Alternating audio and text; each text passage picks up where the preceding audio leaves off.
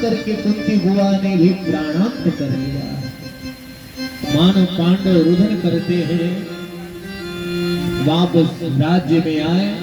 परीक्षित को राज्य सिंहासन पर बैठा करके राज तिलक करके पांडव स्वर्गारोहण करने के लिए चल पड़े। भद्र विशाल पांडव स्वर्गारोहण करने के लिए गए।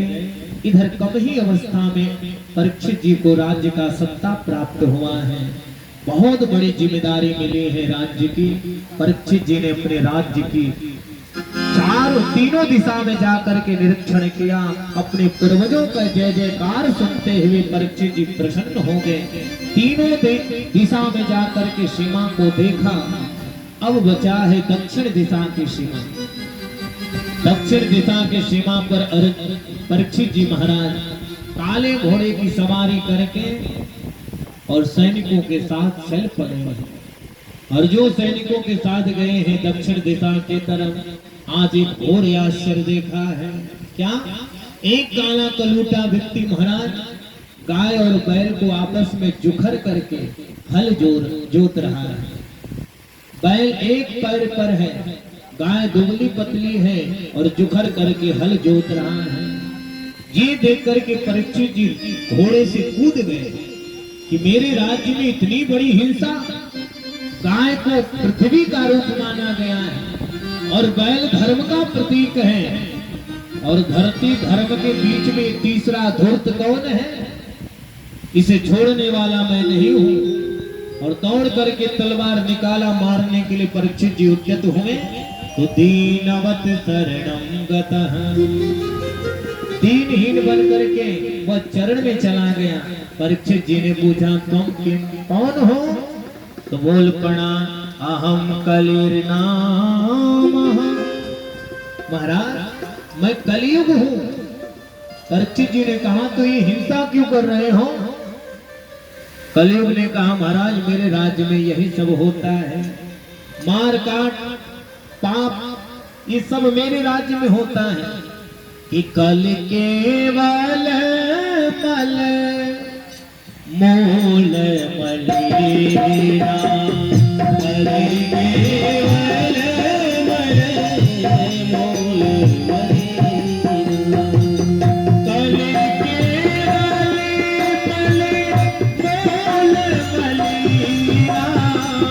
कल केवल मल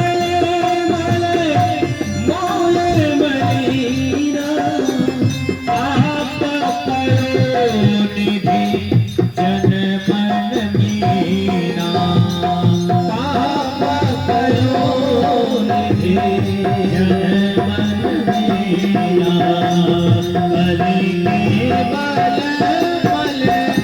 मूल मदीना, कली के बल मूल मदीना। मेरे युग में यही मलमूत्र का मेरा युग है, जहां तहां मार काट ही होते रहते हैं। परीक्षित जी ने कहा तो मेरे राज्य से बाहर चला जा। कलयुग ने कहा महाराज जहां जाता हूं वहां तक आपके राज्य की सीमा ही नजर आती है। एक छत्र सप्त वसुंधरा पर आपका राज्य है। तो हे महाराज आप मुझे रहने के लिए स्थान दो। परीक्षित जी ने कहा तेरे अंदर दुर्गुणों का भंडार पड़ा हुआ है, एक भी गुण नहीं है। कलयुग ने कहा महाराज एक बहुत बड़ा गुण मेरे अंदर है, और वह गुण ऐसा है कि अन्य युगों पर मैं भारी पड़ा रहता हूँ। कौन सा गुण है?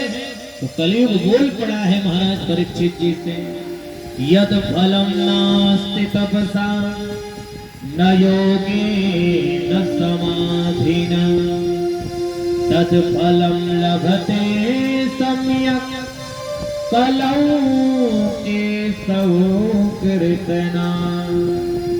कलयुग ने कहा महाराज एक बहुत बड़ा मेरे अंदर गुण है। वो क्या?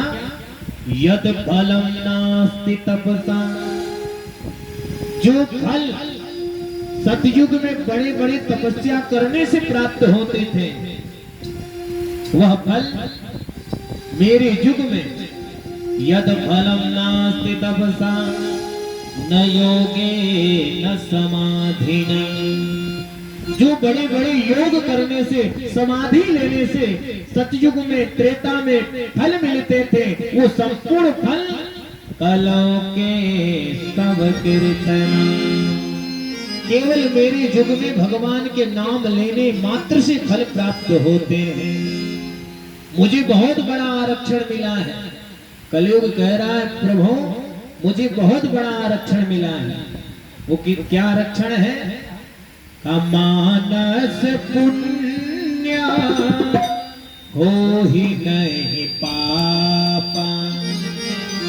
यही आरक्षण है मेरे युग में कि मन से सोचा हुआ पुण्य वो फल देगा और मन से सोचा हुआ पाप वो पाप होगा नहीं, उसका फल मिलेगा नहीं। मानस पुण्य हो ही नहीं पापा, ये आरक्षण है, छूट मिला है मुझे। और केवल कल जोग केवल नाम आधारा, कल जोग केवल नाम आधारा, कल जोग केवल नाम आधारा, कल जोग केवल नाम आधारा। सुमेरी सुमेर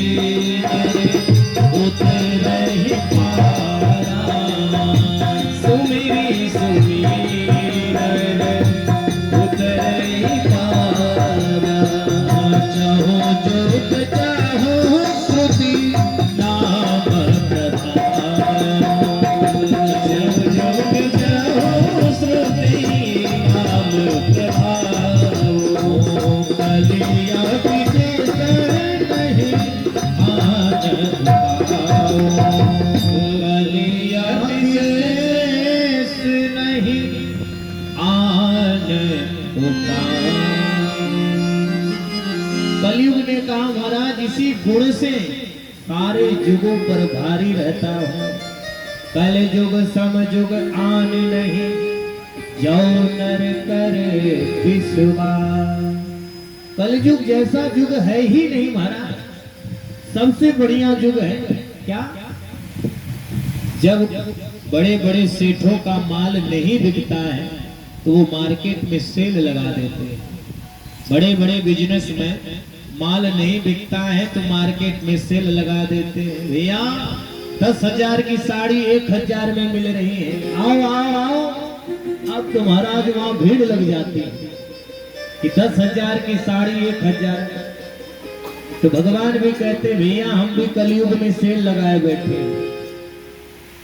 ऐसा सेल है का न ध्यान लेना है, न समाधि करनी है, न शरीर को गलाना है, फिर का नाम लेते जाओ और मेरे पास से मुक्ति लेते जाओ।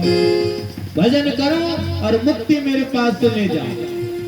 अब इससे सस्ती भक्ति नहीं हो सकती, अब इससे सस्ती मुक्ति नहीं हो सकती कि केवल जिह्वा हिलाओ और मुक्ति अपने आप मिल जाए।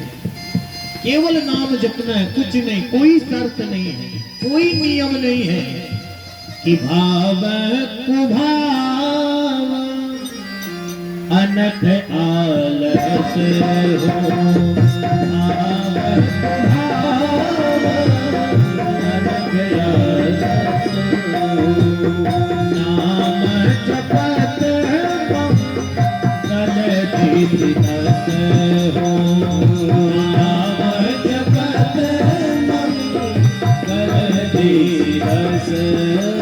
सारा छुट दे रखा है महाराज भगवान कलयुग में। कोई शर्त नहीं है कैसे नाम लेना है। भाव से लो तो भी कल्याण है और कुभाव में लो तो भी कल्याण है। अरे बिजली के तार को मना करके छुओ तो भी करंट मारेगी और खूब क्रोध में छुओ तो भी करंट मारेगी। वो मारने का काम करता है और भगवान का नाम तारने का काम करता है। भाव से लो तो भी तारेगा और कुभाव से लो तो भी तारेगा। और इसी गुण पर महाराज परीक्षित जी रीझ करके कलयुग को 4 स्थान दिया है। देखिए ध्यान से सुनिए, कलयुग को 4 स्थान दिया है परीक्षित जी। कि जा तेरा इन चारों स्थान पर वास हो। कौन कौन बताया?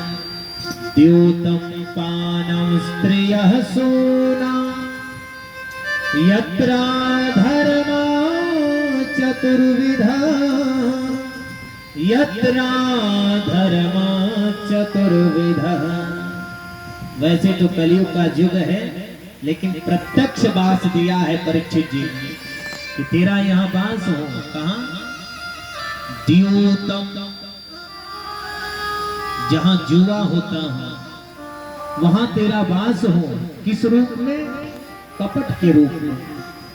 तो बिना कपट के जुआ पूर्ण हो ही नहीं सकता है, तो वहां तेरा वास कपट के रूप में हो।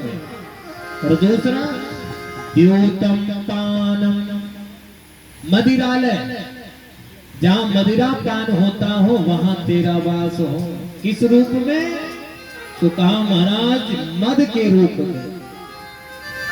तो मदिरा का ऐसा मद होता है महाराज कि 2 ढक्कन ज्यादा चढ़ी नहीं कि अपने आप को प्राइम मिनिस्टर ही समझते हैं, प्रधानमंत्री ही मानते हैं, और बाद में पता चलता है कि हम क्या हैं। तो कलयुग का वास है मद के रूप में। द्योतम पानम, जहां मदिरालय हो वहां तेरा वास मद के रूप में। तो मदिरा पान करके मद होना ये स्वाभाविक है, क्योंकि वो कलयुग का स्वरूप है। और तीसरा द्योतम पानम स्त्रियः, विश्यालय, जहां पर स्त्री गमन होता हो वहां तेरा वास हो। किस रूप में? काम के रूप में। काम के रूप में तेरा वास हो। और चौथा स्थान दिया हिंसा, सोना, जहां मार काट होता हो वहां तेरा वास हो।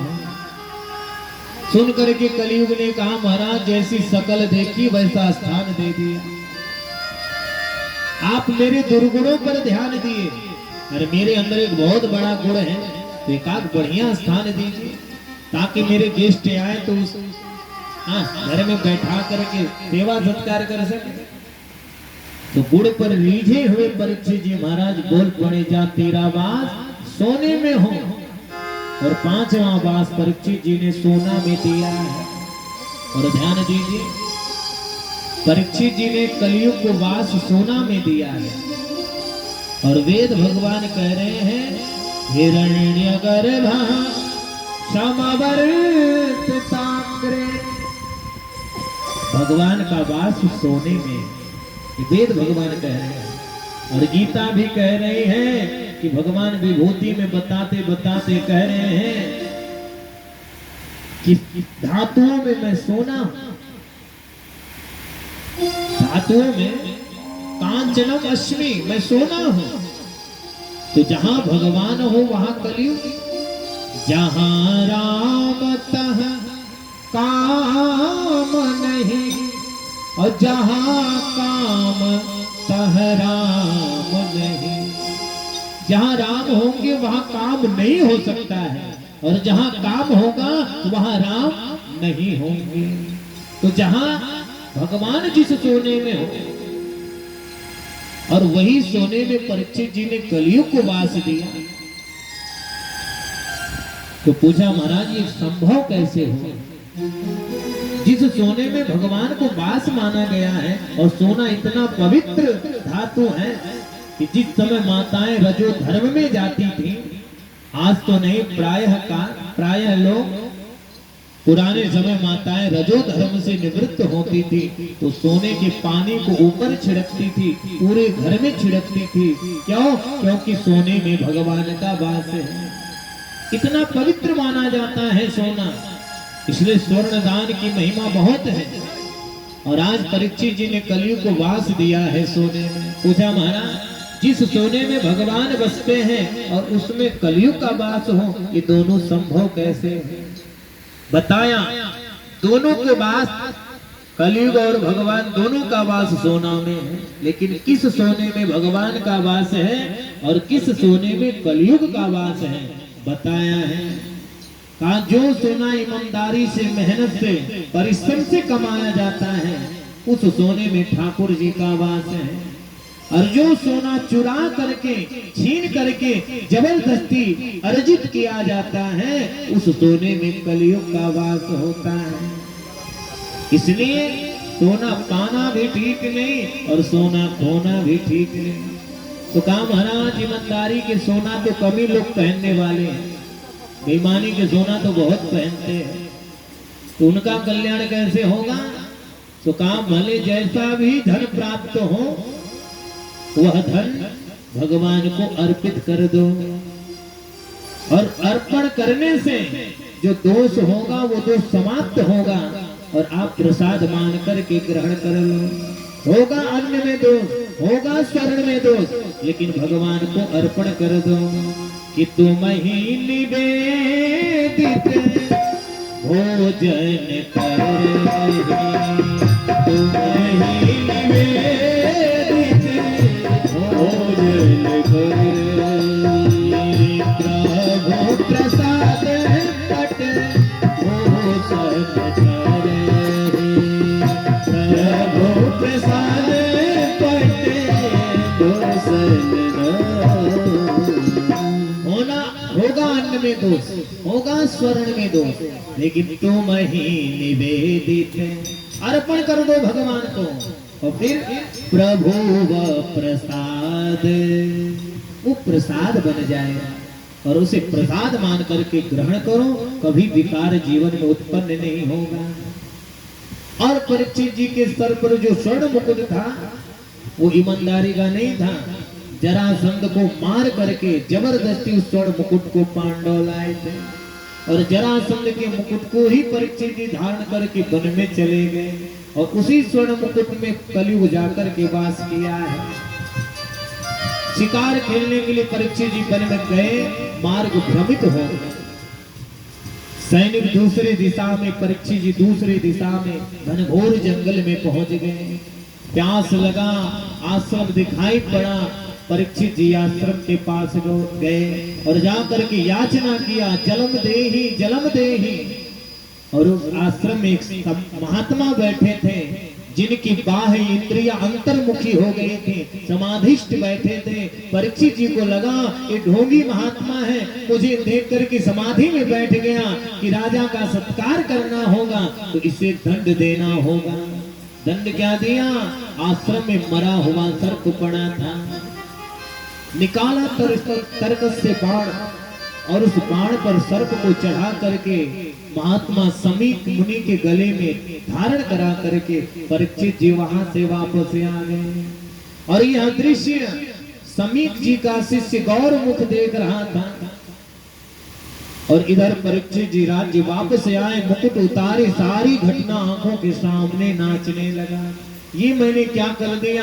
अपने हाथों से संत का अपमान किया, बहुत पश्चाताप कर रहे थे। इधर गौरमुख शिष्य जा करके समीक जी के पुत्र श्रृंगी ऋषि जो कौशिकी नदी में स्नान कर रहे थे, सारी घटना बता दिया। भैया गुरुदेव के गले में एक राजा आकर के मरा हुआ सर्प डाल करके चला गया जी। अभिमान सुनते ही श्रृंगी ऋषि आग बबूला हो गए और कौशिकी नदी के जल को उठाया और श्राप दे डाले। इति लंघित मर्यादम सप्तमे तक्षके हनि, सप्तमे तक्षके हनि। जल लेकर के परीक्षित जी को श्राप दिया है कि जो भी राजा ऐसे मर्यादा का उल्लंघन किया है, आज से ठीक 7वें दिन बाद यही सर्वतक बन करके उसके प्राण को हर लेगा। सप्तमे तक्षके हनि, कठोर श्राप दिया है श्रृंगी ऋषि ने। समाधि बैठे समीक महात्मा समाधि से जग गए। कौन इतना कठोर श्राप दिया? भागे भागे श्रृंगी अपने पिता समीक मुनि के पास आए, सारी घटना श्राप की कथा सुना दिए। ध्यान लगाया समीक जी ने, वो राजा कौन था? तो ध्यान में परीक्षित जी नजर आए। आज मौन हो गए। समीक जी, बेटा तूने ये क्या कर दिया? अरे वो साधारण राजा नहीं, वो धर्मात्मा परीक्षित जी है, और इतना कठोर श्राप देकर के तूने अच्छा नहीं किया, और ये श्राप व्यर्थ भी नहीं होगा। समीप जी अपने शिष्य गौरमुख को बुलाए, बोले बेटा जाकर के संदेश परीक्षित को दे दो कि 7 दिन बाद उन्हें मरना है और अपने मुक्ति का उपाय ढूंढ ले। आकर के शिष्य ने कहा, सुनते ही परीक्षित जी प्रसन्न हो गए। वाह प्रभु, मेरा अपराध ऐसा था कि मुझे तत्क्षण ही मर जाना चाहिए था, लेकिन ऋषि कुमार ने श्राप दिया है 7 दिन बाद मरने का। तत्क्षण ही जन्मेजय को राज्य पर सिंहासन पर बैठा करके राज तिलक किया है परीक्षित जी ने, और घर परिवार संसार को त्याग करके गंगा के तट पर पहुंच गए हैं। जो गंगा के तट पर परीक्षित जी आए, लाखों की संख्या में महात्मा उपस्थित हो गए। अत्रि वसिष्ठ च्यवनः पिप्पलादः पराशरस्य व्याधिसुतो। अत्रि वशिष्ठ अंगिरा पराशर वेदव्यास बड़े बड़े सिद्ध महात्मा उपस्थित हो गए। लाखों की संख्या में महात्मा उपस्थित हुए। हाथ जोड़ करके परीक्षित जी ने कहा कि मुझे नहीं लगता वो ऋषि कुमार हमें श्राप दिए, और जिस श्राप से इतने सारे महात्माओं का दर्शन हो, वो श्राप नहीं, वो तो वरदान होता है। ध्यान दीजिए, संत जिसे श्राप दिए हैं वो श्राप वरदान के रूप में परिणत हो गया है। अहिल्या मैया को गौतम जी ने श्राप दिया, जा तू पत्थर बन जा, और अहिल्या मैया ने प्रार्थना किया तो गौतम जी ने कहा, देवी मेरा श्राप व्यर्थ नहीं होगा, लेकिन एक वरदान भी दे रहा हूँ कि आपको उद्धार के लिए स्वयं भगवान को अपने धाम को छोड़ करके मृत्यु लोक में आना होगा, और उनके चरण के धूल से आपका उद्धार हो जाएगा। और ध्यान देना, जिस समय भगवान राम को बाबा विश्वामित्र ले जा रहे थे मिथिलापुरी, और मार्ग में पाषाणवत बनी अहिल्या मैया, राम जी ने देखा और पूछा, गुरुदेव कि कौन है? पूछा मुनि शिला प्रभु देखे, कौन है? सारी कथा विश्वामित्र भगवान राम से बताए। गौतम नारी श्राप बस उपल देह धरि धे, चरण कमल रज चाहती, कृपा सिंधु रघुवीर। हे प्रभु, आपके चरण के रज को चाहते हैं, उद्धार करो। और भगवान ने चरण रज प्रदान किया, और प्रदान करते हैं परसद पद पावन, शोक न सावन, प्रगट भई तप तुझ कहे, परसद पद पावन, शोक न सावन, प्रगट भई तप तुझ कहे। आज मानो तपस्या का पुंज प्रकट हो गया है। अहिल्या जी अपने शाश्वत रूप में प्रकट हुई, उनकी सखियां आ गई। बोली, सखी आपके पतिदेव इतना कठोर श्राप देकर के अच्छा नहीं किए। अहिल्या मैया ने कहा, देवी ऐसा न कहो, मेरे पति मुझे श्राप देकर के बहुत बड़ा अनुग्रह किए, बहुत बड़ी कृपा किए। क्या किए बताएं? मुनि श्राप जो दीना, अति भल कीन्हा, परम अनुग्रह मैं माना। मुनि श्राप जो दीना, अति भल कीन्हा, परम अनुग्रह। अहिल्या मैया ने कहा, मुनि श्राप जो दीना, अति भल कीन्हा, बहुत मेरी भलाई की है। क्या भलाई है? देखे हो भरि लोचन, हरि भव मोचन, इहि लाभ शंकर जाना। देवाधिदेव महादेव भगवान शिव जिस लाभ को, जिस झांकी को समाधि में दिन रात लेते हैं, आज वो लाभ, वह झांकी सहज में ही मेरे सामने प्रकट हो गई। इसलिए परीक्षित जी ने भी कहा कि मुझे नहीं लगता कि वह ऋषि कुमार हमें श्राप दिए। इतने सारे सिद्ध महात्माओं का दर्शन हुआ, तो कृपा करके बताइए, मेरे दो प्रश्न हैं। दो प्रश्न किया है परीक्षित जी ने। क्या? कि जिसे 7 दिन के अंदर मरना हो, ऐसे मनुष्य का कर्तव्य क्या बनता है? पहला प्रश्न। और दूसरा प्रश्न किया है कि 33 करोड़ देवता है, कौन ऐसे देवता है जो 7 दिन के अंदर मुक्ति प्रदान कर दे? मौन हो गए महात्मा। कौन ऐसे देवता का नाम बताए जो परीक्षित जी को मुक्ति प्रदान कर सके? जब कोई नहीं बताया, उसी क्षण तत्राद भवद भगवान व्यास पुत्र, स्वयं भगवान ही व्यास नंदन सुखदेव के रूप में प्रकट हो गए। बोल सुखदेव भगवान की जय।